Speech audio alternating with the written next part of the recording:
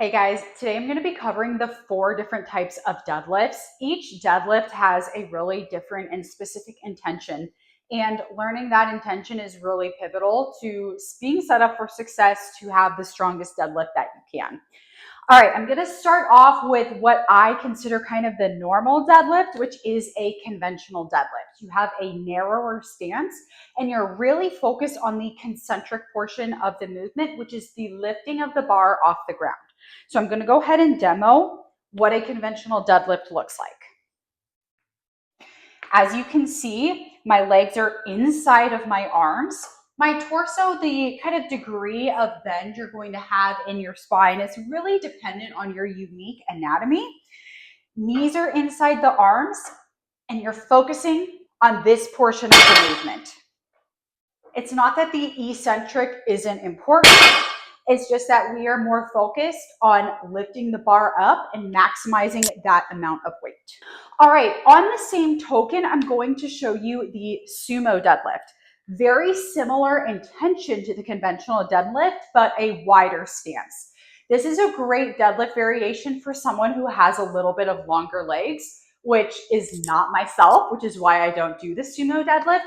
But if you're someone who's tall and you find that when you're performing the conventional deadlift, you're basically horizontal, if not even a little bit lower than that, I would suggest trying sumo.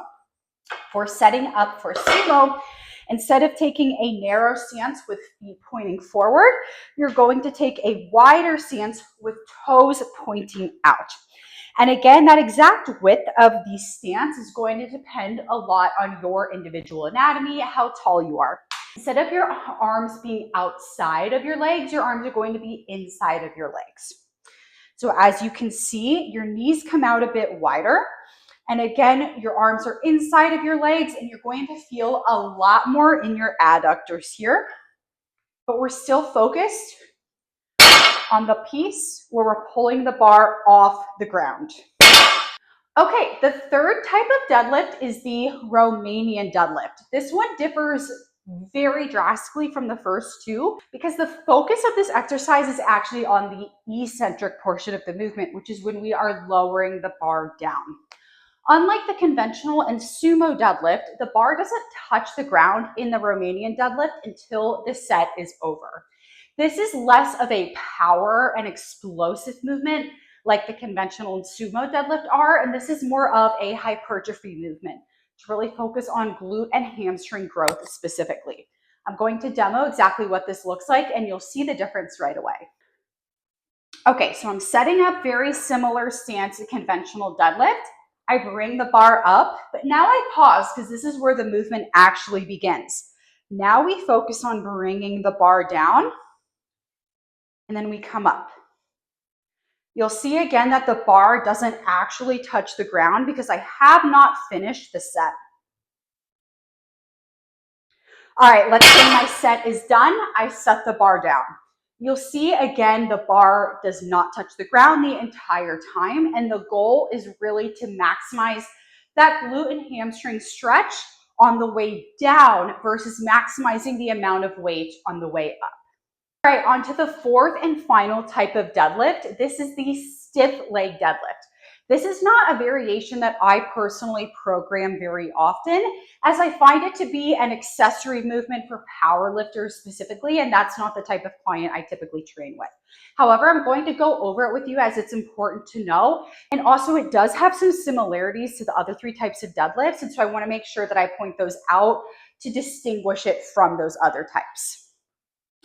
So with the stiff leg deadlift, you're taking different pieces of the other 3 types of deadlifts. Like conventional and sumo, you will touch the bar down to the ground each time. However, unlike conventional and sumo, we are trying to keep the legs basically as straight as we can, a little micro bend to protect the knee joint, but otherwise that's about it. So let me demo what that looks like for you.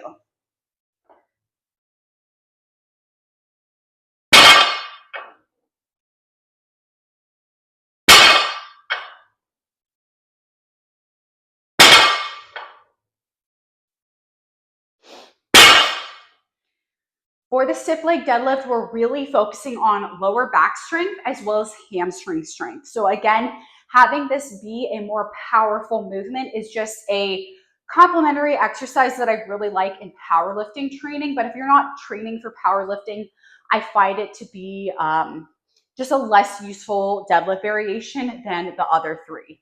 All right, guys, thanks so much for watching. Go ahead and subscribe to my channel, and I hope that you found this deadlift video helpful.